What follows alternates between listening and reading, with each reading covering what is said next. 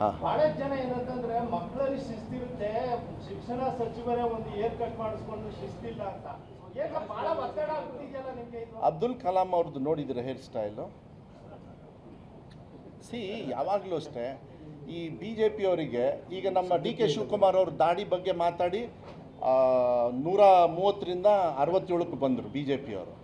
ಈಗ ನನ್ನ hair cut ಬಗ್ಗೆ ಮಾತಾಡಿದ್ದಾರೆ, 26ರಿಂದ 6ಕ್ಕೆ ಬರ್ತಾರೆ ಬಿ ಜೆ ಪಿಯವರು MP ಚುನಾವಣೆಯಲ್ಲಿ ಬರೆದಿಟ್ಕೊಂಡು. ಇದೆಲ್ಲ ಬಿಡಬೇಕು. ಇದನ್ನು ಈ ವ್ಯಕ್ತಿಗತವಾದ ಹಾಸನ ಬಗ್ಗೆ ಎಷ್ಟು ರಾಡಿಯಾಗಿದೆ. ನಾನು ಮಾತಾಡೋದೇ ಇಲ್ಲ, ಪ್ರಶ್ನೆನೇ ತಗೊಳ್ಳಲ್ಲ ನಾನು. ಅದಕ್ಕೆಲ್ಲ ಕಾನೂನಿದೆ. ಒಬ್ಬ ಬಿ ಜೆ ಪಿ ರಾಜ್ಯ ಅಧ್ಯಕ್ಷ ಒಂದು ಗೌರವದಿಂದ ನಡೆಸ್ಕೊಳ್ತಕ್ಕಂಥದ್ದು. ಈಗ ಮಾನ್ಯ ನರೇಂದ್ರ ಮೋದಿ ಅವರು ಇದು ನಾನು ಹೇಳಿದ ತಕ್ಷಣ ಈಗ ಟ್ರೋಲ್ ಸ್ಟಾರ್ಟ್ ಮಾಡ್ತೀರಿ ನೀವು. ಕೋವಿಡ್ ಟೈಮಲ್ಲಿ ಪಾಪ ಅವರು ಉದ್ದಕ್ಕೆ ದಾಡಿ ಬಿಟ್ಟಿದ್ದರು, ನಾನು ಬಿಟ್ಟಿದ್ದೆ. ಮರಿತಿಬ್ಬೇಗೌಡರು ಏನು ಮಾಡಿದ್ರು ಗೊತ್ತಿಲ್ಲ ನಂಗೆ ಆವಾಗ. ಆದರೆ ಅದನ್ನು ಹೋಗಿ ನೀವು ಶಿಕ್ಷಣ ಸಚಿವರು ಇದನ್ನು ಹೋಲಿಸ್ತಕ್ಕಂಥದ್ದು. Can you answer me?